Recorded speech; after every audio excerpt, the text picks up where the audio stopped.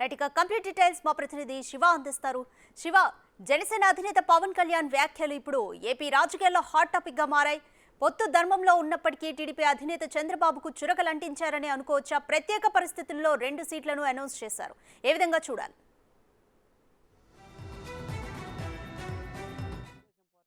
కాలంలో మండపేట అసెంబ్లీ నియోజకవర్గానికి సంబంధించి కూడా అతన్ని గెలిపించండి అని మాత్రమే చంద్రబాబు బహిరంగ సభలో పిలుపునిచ్చిన పరిస్థితి కనిపించింది.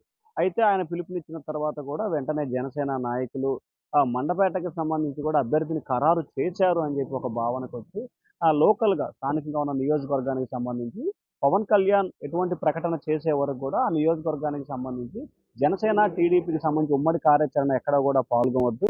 ఈ అభ్యర్థి విజయానికి అనేది మిగతా అంశాలు ఎక్కడ పాల్గొనొద్దని చెప్పి సోషల్ మీడియా వేదికగా కూడా ఒక పోస్ట్ పెట్టిన పరిస్థితి కనిపిస్తుంది. ఈ నేపథ్యంలో ఈ అంశానికి సంబంధించి కూడా కొద్దిసేపు క్రితమే పవన్ కళ్యాణ్ కొన్ని కీలకమైన వ్యాఖ్యలు చేశారు. ఒకటి, పొత్తు ధర్మానికి సంబంధించి కూడా 100% తాను కట్టుబడి ఉంటాను. అయితే 40 సంవత్సరాల పాటు తెలుగుదేశం పార్టీ రాజకీయాలు చేస్తూ ఉంది. వారిపై ఒత్తిడి ఉంటుంది.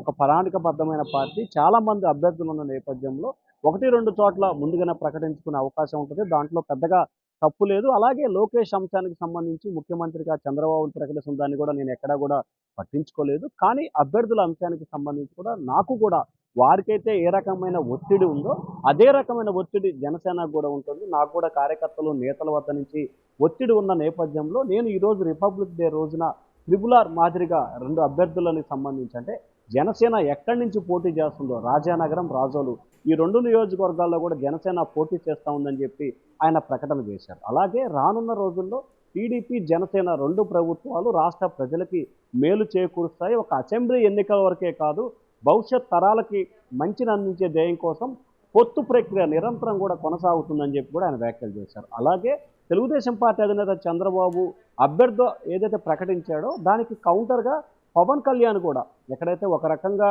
దీన్ని గనక వదిలేసినట్లయితే మళ్ళీ టీడీపీ ముందుకెళ్ళి మరికొంతమంది అభ్యర్థులను ప్రకటిస్తుందని చెప్పి ఉద్దేశం కావచ్చు, లేకపోతే ఏదైతే గతంలో టీడీపీ, జనసేన 2 పార్టీలు కూడా చర్చలు జరిగిన సమయంలో జనసేనకు సంబంధించి దాదాపుగా గత డిసెంబర్ 23, 24 తేదీల్లో 12 సీట్లకు సంబంధించి కూడా టీడీపీ నుంచి క్లియరెన్స్ వచ్చింది. ఆ 12 సంబంధించి క్లియరెన్స్ వచ్చిన దాంట్లో రాజానగరం, రాజోలు కూడా 2 నియోజకవర్గాలు ఉన్నాయి. సో ఈ నేపథ్యంలోనే పవన్ కళ్యాణ్ ఈ 2 చోట్ల జనసేన పోటీ చేస్తుందని చెప్పి ప్రకటించిన పరిస్థితి కనిపిస్తూ ఉంది.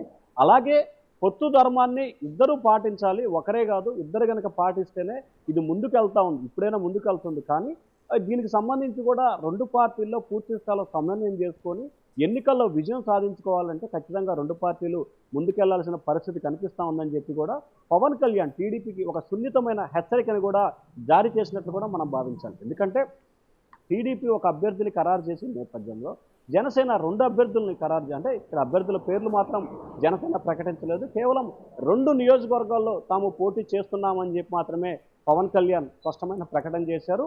అలాగే మండపేట నియోజకవర్గానికి సంబంధించిన నేతలకి తెలుగుదేశం పార్టీ చేసిన ఒక దాని తప్పు అనుకోండి, ఇంకోటి అనుకోండి, దానికి నేను క్షమాపణ కోరుతున్నామని చెప్పి ఆయన బహిరంగంగానే వ్యాఖ్యలు చేసిన పరిస్థితి మనం ప్రధానంగా గమనించాలి. అయితే తెలుగుదేశం పార్టీ ముందస్తుగా ప్రకటించే నేపథ్యంలోనే తాను కూడా ప్రకటిస్తున్నానని చెప్పే భావంతో పాటుగా తెలుగుదేశం పార్టీకి ఇండైరెక్ట్గా ఒక స్తురక కానీ లేకపోతే హెచ్చరిక కానీ పవన్ కళ్యాణ్ చేసిన పరిస్థితి అయితే చూడాలి దీన్ని ప్రధానంగా. అయితే రానున్న రోజుల్లో ఖచ్చితంగా ఒక వారం నుంచి 10 రోజుల్లోనే తెలుగుదేశం, జనసేన 2 పార్టీలకు సంబంధించిన అభ్యర్థుల ఖరారు ఫైనల్ అయ్యే అవకాశం కనిపిస్తూ ఉంది. రానున్న 3-4 రోజుల్లోని అభ్యర్థి కూడా ఖరారయ్యే అవకాశంతో పాటుగా టీడీపీ, జనసేనకు సంబంధించి దాదాపుగా 80 సీట్లలో అభ్యర్థులు ప్రకటించే అవకాశం కనిపిస్తూ ఉంది. మరొక అంశాన్ని పవన్ కళ్యాణ్ కూడా ప్రధానంగా ప్రస్తావించారు.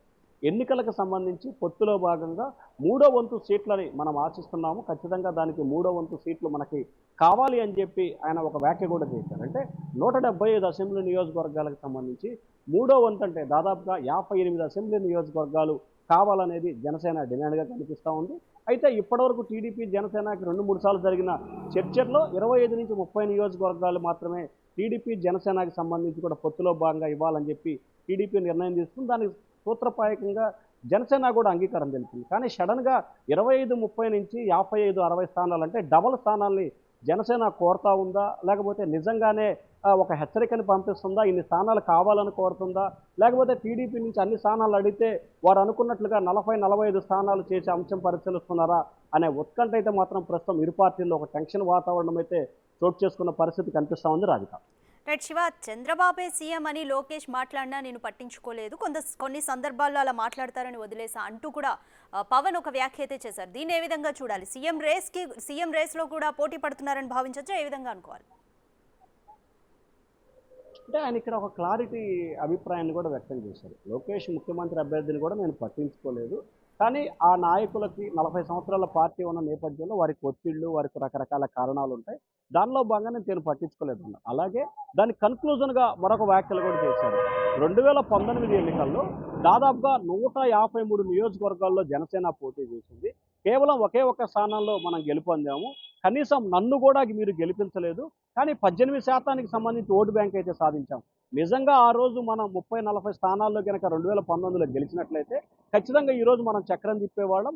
టీడీపీతో పొత్తులో భాగంగా ముఖ్యమంత్రి కావాలి అని చెప్పి మనం బలంగా డిమాండ్ చేసేవాళ్ళం. మనకు హక్కు కూడా ఉండేదని చెప్పి ఈ వ్యాఖ్యలు కూడా అదే సభలో అదే వేదిక మీదుగా కూడా పవన్ కళ్యాణ్ చేశాడు. సో ఈ నేపథ్యంలో ఏంటంటే ఖచ్చితంగా రానున్న రోజుల పరిణామాలకు సంబంధించి ఖచ్చితంగా ఏదైతే తెలుగుదేశం జనసేన ప్రభుత్వం ఏర్పడితే కొంత సమయం అంటే 5 సంవత్సరాలకు సంబంధించి సంవత్సరం కానీ 2 సంవత్సరాలు కానీ జనసేనకు కూడా ముఖ్యమంత్రి పదవి కావాలనే ఆలోచనని గతంలో కూడా టీడీపీ జనసేన ముఖ్య నేతల సమావేశాల్లో ప్రస్తావనకు కూడా చేసుకొచ్చినట్టు తెలుస్తూ ఉంది. సో ఈ నేపథ్యంలోనే ఒకవైపు ముఖ్యమంత్రి పదవికి సంబంధించి వ్యామోహం లేదు, అవకాశం ఉంటే ఇస్తే తీసుకుంటాము, కానీ మన దగ్గర అదే బలం లేదని చెప్పి కూడా పవన్ కళ్యాణ్ 3 రకాల వ్యాఖ్యల్ని చేస్తూ ఉన్నారు. సో ఈ నేపథ్యంలోనే ఖచ్చితంగా తెలుగుదేశం జనసేన కలిసి పొత్తులు ఉంటుంది, కలిసి పోరాటం చేస్తాము, భవిష్యత్తులో కూడా ఈ పొత్తు ఉంటుందని చెప్తూనే ముఖ్యమంత్రి పదవిపై కూడా ఒక రకమైన ఆశాభావాన్ని పవన్ కళ్యాణ్ వ్యక్తం చేశారని చెప్పి మనం భావించవచ్చు.